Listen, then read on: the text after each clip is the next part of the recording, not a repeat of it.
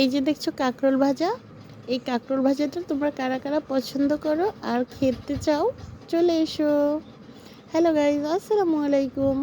অনেক এলাকায় এই কাঁকরোলটাকে শাকরোল নামেও পরিচিত।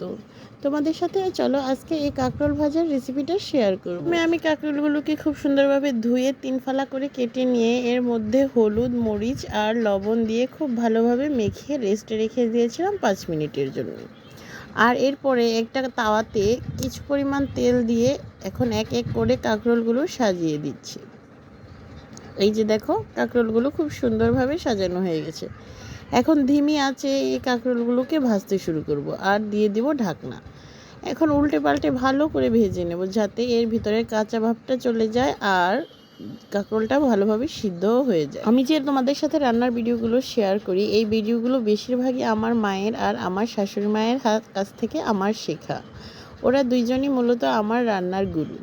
প্রথমে শিখতাম মায়ের কাছ থেকে আর এখন শিখি শাশুড়ি মায়ের কাছ থেকে। ওনাদের দুইজনকে যতই দেখি ততই ভালো লাগে।